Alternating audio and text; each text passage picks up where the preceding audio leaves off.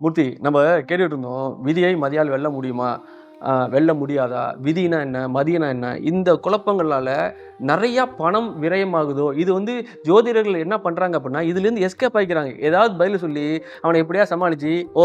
அவன் வந்தா கேள்வி வந்தான். இன்னைக்கு வந்து ஃபீஸ வாங்கிட்டு அனுப்பி விட்டேன். ஓகே அடுத்து திருப்பி வரானா? நான் சொன்னதுனால தான் நடந்துச்சுன்னு அவன் சொல்றான். ஆனா விதின்னு சொல்ல மாட்டேன்றோம் அந்த இடத்துல." இல்ல நான் மறுபடியும் அந்த இடத்துல தான் நான் நிக்கிறேன். அந்த விதி நீங்க சொல்றீங்கல்ல, அததான் நான் சொல்றேன். அந்த விதிய நீங்க தானே நான் சொல்றேன். இன்னைக்கு காலைல கிளாஸ்ல அத பத்தி தான் நாங்க பேசுறோம்.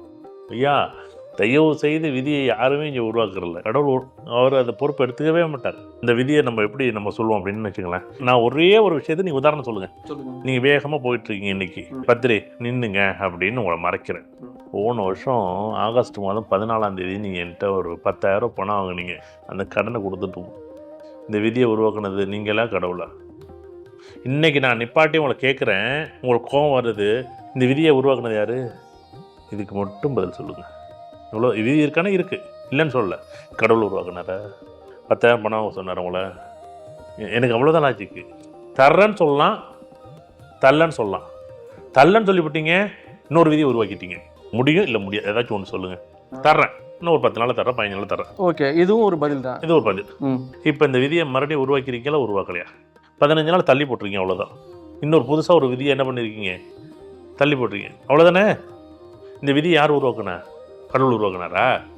இப்போ இந்த இடத்துல இந்த விதியை வேறு மாதிரி நான் சொல்ல பாருங்களேன். ஒரு புத்திசாலித்தனமாக என்ன பண்ணேன், ஏமாற்றிட்டேன். ஒரு 15 நாளில் இவனும் மறந்துடுவோம், நானும் மறந்துடுவேன்.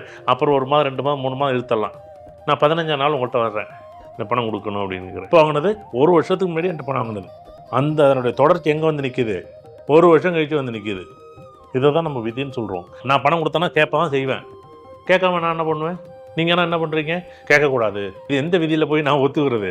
நீங்கள் தவறு செஞ்சிருந்தால் தண்டனை உண்டு. இன்றைக்கி இல்லை, நீங்கள் எப்போ போன ஜென்மத்திலையோ அதுக்கு முன்னாடி ஜென்மத்திலையோ. உதாரணம் ஒன்று சொல்கிறேன்.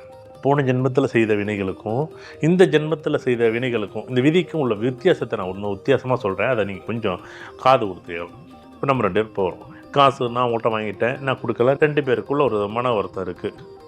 இது இந்த ஜென்மத்தில் செய்த வினையா இல்லை போன ஜென்மத்தில் செய்த வினையா? சும்மா கற்பனையாக சொல்லுங்களேன்.